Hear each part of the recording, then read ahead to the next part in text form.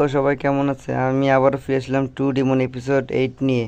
তো গাইস, এখানে বলতে হচ্ছে যে আমি এই মাঙ্গা কমিউনিটি এক্সপ্লেনে নতুন, তো সেজন্য সবাইকে আমার সাপোর্ট করবেন। আর আপনারা ভিডিও দেখেন ঠিকই, কিন্তু কেউ সাবস্ক্রাইব করেন না। একটু দয়া করে সাবস্ক্রাইব করে দেবেন। গত এপিসোডে আমরা দেখছিলাম জিয়ং তার পুরনো স্মৃতিগুলো স্মরণ করছিল, যেখানে তার দাদাকে আবার জীবিত করা হয়েছিল এবং সে তার দাদার সাথে জড়িয়েছিল এবং সে অনেক খুশি হয়। অন্যদিকে ইভিল কিং খুশি হচ্ছিল, ভাবে যে যতক্ষণ তুমি তোমার অতীতের স্মৃতিতে হারিয়ে থাকবে ততক্ষণ আমার জন্য এটা সহজ হয়ে যাবে, কারণ সে স্মৃতির ভেতরে তোমার জন্য একটা জগৎ তৈরি করেছে। আমার জন্য খুব সহজ, তুমি তোমার দাদার সাথে সেই জগতে চিরকাল থাকতে পারবে, আর বাইরের জগতে আমি তোমার দেহে থাকবো। যা খুশি করতে পারবো। এখানে জিয়ং তার দাদাকে জিজ্ঞেস করে, দাদা, আমি সবসময় একটা প্রশ্ন করতে চাইছিলাম। আপনি আমার নাম জিয়ং রেখেছিলেন, যা একটি ধার্মিক নাম। আপনি কেন এই নামটি রেখেছিলেন? দাদা বলে, তুমি হঠাৎ এটা জিজ্ঞেস করছো কেন? তুমি কি মনে করো না তোমার নাম ভালো হওয়া উচিত ছিল? এই সময় ডেমন কিং সামনে এগিয়ে আসে আর বলে, হ্যাঁ, তোমার দাদাকে আরও অনেক প্রশ্ন জিজ্ঞাসা করো। তুমি চিরকাল তার সাথে থাকতে পারো। এই স্পেসে তুমি তাকে কখনো মৃত দেখতে পারবে না। ডেমন কিং যখন কাছে আসে জিয়ং তার দিকে ঘুরে তাকায়। ডেমন কিং অবাক হয়ে বলে, এটা কি হলো? এই ছেলে কিভাবে আমাকে দেখতে পেল? সে ভয় পেয়ে যায় এবং বলে এটা অসম্ভব। আর সেই মুহূর্তে জিয়ং তার মুখ ধরে ফেলে। জিয়ং বলে, তুমি ভেবেছিলে এই স্মৃতি দেখে তুমি আমাকে নিয়ন্ত্রণ করতে পারবে? তুমি ভেবেছিলে আমি এই দৃশ্য দেখে খুব খুশি হব? হ্যাঁ, আমি খুশি হয়েছিলাম আমার দাদা আবার জীবিত দেখে, কিন্তু তিনি তো মৃত, এটাই সত্য। ডেমন কিং অবাক হয়ে ভাবে, সে তার আত্মার জগতে আমাকে কিভাবে দেখতে পেল? জিয়ং বলে, এই জিনিসটা খুব বিরক্তিকর যে তুমি আমার সামনে আমার মৃত দাদাকে জীবিত করে এনেছো। তুমি ভুল বুঝছো। তুমি ভেবেছো এটা আমার ইচ্ছা ছিল যে আমার দাদা ফিরে আসুক আর আমি তার সঙ্গে ভালো জীবন কাটাই, কিন্তু আমার সবচেয়ে বড় ইচ্ছা জানো কি? আমার সবচেয়ে বড় ইচ্ছা হলো সেই লোকটিকে খুঁজে বের করা যে আমার দাদাকে মারছিল আর তাকে হত্যা করে প্রতিশোধ নেওয়া। আমি এখন শুধু এই এক ইচ্ছা নিয়েই বেঁচে আছি। এই কথা শুনে জিয়ং এক শয়তানি হাসি দেয়। ডেমন কিং আতঙ্কিত হয়ে ভাবে, এই ছেলে আমার আত্মার ভেতরে কিভাবে ঢুকতে পারলো? এটা তো আমার থেকে বেশি মারাত্মক। আমি তো ডেমন কিং, কিন্তু ও তো আলাদা দানব। সে ভাবে আমাকে এখান থেকে কোনোভাবে পালাতে হবে। হয়তো আমাকে তার চেতনায় আরও গভীরে ঢুকতে হবে। তার চেতনার গভীরে ঢুকে তার স্মৃতি মুছে ফেলতে পারবো। না হলে তার শরীর থেকে বের হতে হবে। না হলে এই জানোয়ারটা আমাকে শেষ করে দেবে। এর তো কোনো দানবেরই দরকার নেই, এ তো নিজে একটা দানব। ডেমন কিং সম্পূর্ণ বিভ্রান্ত হয়ে পড়ে। সে কাউকে নিয়ন্ত্রণ করতে এসেছিল, কিন্তু এখন কেউ যেন তাকে নিয়ন্ত্রণ করছে। এই সময় দাদা জিয়ংয়ের দিকে তাকিয়ে বলে, তুমি একটা প্রশ্ন করছিলে, মনে আছে? তুমি জিজ্ঞেস করছিলে আমি তোমার নাম জিয়ং রেখেছিলাম কেন? আমি তোমাকে কারণটা বলি। কারণ আমি সবসময় বুঝতে পারতাম তোমার শরীরের ভিতরে একটা ডেমনিক শক্তি আছে। এই কারণে আমি তোমাকে সবসময় বলতাম তোমার ভেতরের শক্তিকে কখনো প্রধানত্ব দিও না। আর তাই আমি তোমার একটা ভালো নাম রেখেছিলাম। এটা ধার্মিক নাম, যাতে তুমি শান্ত থাকতে পারো। জিয়ং তখন দাদার কথা শুনে কিছুক্ষণ থেমে যায়। তখন ডেমন কিং একটা সুযোগ পেয়ে যায়। সে ভাবে, তাই তো তার দাদা সবসময় তাকে নিয়ন্ত্রণ করত। তিনি চাইতেন না তার ইভেল স্বভাব প্রকাশ পাক। এই সুযোগে সে দৌড়ে পালাতে শুরু করে, মানে ওই যে ইভেল স্পিরিটটা। আর সে ভাবে আমাকে এখন পালাতেই হবে। জিয়াংও তার পেছনে ছুটে যায়। ডেমন কিং ভাবে, এই ছেলে পাগল, আমাকে তার চেতনার আরও গভীরে গিয়ে লুকাতে হবে। জিঙ্গাও তার পেছনে ছুটে যায় আর ডেমন কিং মনে মনে ভাবে, ধন্যবাদ ঈশ্বর, আমি সেই জায়গা থেকে পালাতে পারছি। যদি আমি সেখানে থাকতাম তাহলে ওই ছেলে আমাকে মেরে ফেলতো।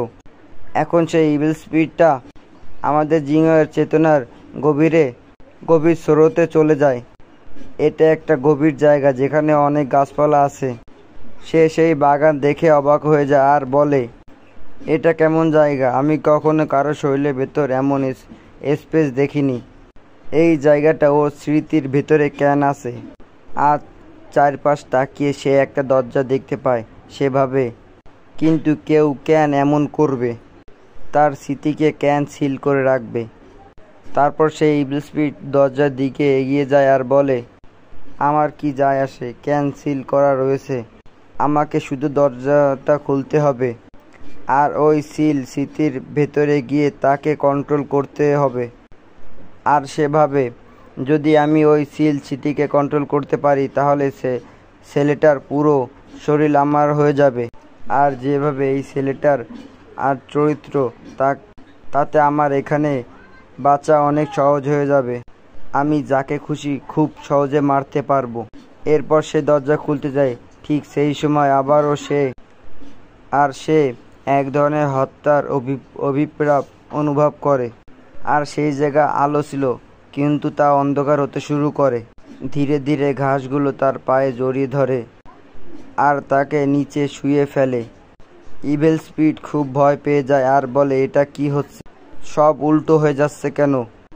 আমি তো কন্ট্রোল করতে এসেছিলাম, কন্ট্রোল হওয়ার জন্য না। সে চিৎকার করে বলে, এখানে থামো। যদি এটা চলতে থাকে তুমি আমাকে সম্পূর্ণভাবে গ্রাস করে ফেলবে আর আমি তোমার শরীরের মধ্যে শেষ হয়ে যাব। আমার অস্তিত্ব শেষ হয়ে যাবে। সে বারবার চিৎকার করে, আমাকে ছেড়ে দাও, আমাকে ছেড়ে দাও। অন্ধকার পুরোপুরি ছেয়ে যায় আর তখনই সে সম্পূর্ণভাবে আমাদের জিঙ্গাওয়ের শরীরের মধ্যে শোষিত হয়ে যায়। জিঙ্গাও তাকে গ্রাস করে ফেলে। তারপর জিঙ্গাও চোখ খুলে সামনে তাকায়, যেখানে শামন প্রস্তুতি নিচ্ছিল তালিস্মান ব্যবহার করে পালিয়ে যাওয়ার জন্য। তখন শামন খুব ভয় পেয়ে যায় আর বলে, এটা অসম্ভব, এটা কি হলো? এই ছেলেটা তালিস্মান থেকে কিভাবে বের হয়ে এলো? ইভিল স্পিরিট তো ওকে পজেস করছিল। ও কিভাবে নিজে ফিরে এলো? জিঙ্গাও নিজের কপাল থেকে তালিস্মান খুলে ফেলে আর আশেপাশে যত ইভিল স্পিরিট ছিল আর সব তার শরীরের মধ্যে ঢুকতে শুরু করে। সব শোষিত হওয়ার পর একটা ইভিল স্পিরিট বেরিয়ে আসে, যেটা আগের ইভিল স্পিরিট থেকে একেবারে আলাদা। সেটা একটা আকার ধারণ করে, একটা ডেমন মঙ্ক এর। জিয়ং তাকে ডেমন মঙ্ক নাম দেয়। মনে হয় জিয়ং সেই ইভিল স্পিরিটকে কন্ট্রোল করে নিজের ভেতরে আশ্রয় দিয়েছে, যার ফলে সে তাকে যখন ইচ্ছামতো বের করতে পারে। শামন এটা দেখে খুব ভয় পেয়ে যায় আর ভাবে, এটা কোনো সাধারণ ইভিল স্পিরিট না, এটা খুব শক্তিশালী। এই ছেলেটা তাকে নিজের শরীরের মধ্যে একটা ভয়ঙ্কর পরিশোধ ইভিল স্পিরিটে রূপান্তর করেছে। এটা তো একটা হাই ক্লাসের ইভিল স্পিরিট। এরপর জিয়ং ডেমন মঙ্ককে আদেশ দেয়, ডেমন মঙ্ক ওকে মেরে ফেলো। ডেমন মঙ্ক তখন নিজের শক্তি রিলিজ করে শামনের ওপর আক্রমণ করে, কিন্তু শামন নিজের শক্তি ব্যবহার করে তালিস্মান দিয়ে সেই আক্রমণটি আটকে দেয় আর বলে, এটা কিভাবে সম্ভব? সে একটা ইভিল স্পিরিটকে আদেশ দিল। ইভিল স্পিরিটের আদেশ দেওয়া যায় না, সে কিভাবে দিল এটা? ইভিল স্পিরিটটা তো আমাদেরই কন্ট্রোল করে, তো এই ছেলেটা ওকে কেমনে কন্ট্রোল করলো? এরপর ইভিল স্পিরিট মারাত্মক একটা আক্রমণ করে। শামন নিজের সব শক্তি দিয়ে নিজেকে বাঁচানোর চেষ্টা করে আর পেছনে পড়ে যায়। সে উঠে দাঁড়িয়ে বলে, তুমি আসলে করছো কি? ডেমন মঙ্ক তো আগে থাকতে আদেশ পেয়েছে, সে তো আর থামবে না। জিয়ং তখন একটা ডেমনিক হাসি দেয় আর তার মুখে থেকে অনেকগুলো হাত বেরিয়ে আসে।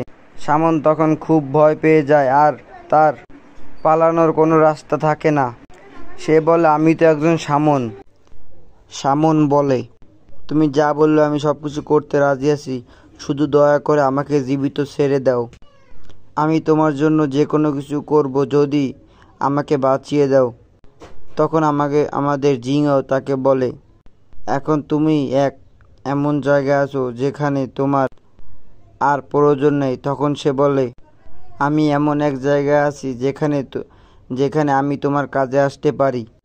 তাহলে কি এজন্যই যে তুমি আমাকে ঠকানোর চেষ্টা করছিলা এবং একটা অশুভ আত্মাকে আমার শরীরের মধ্যে প্রবেশ করায় দিছিলা?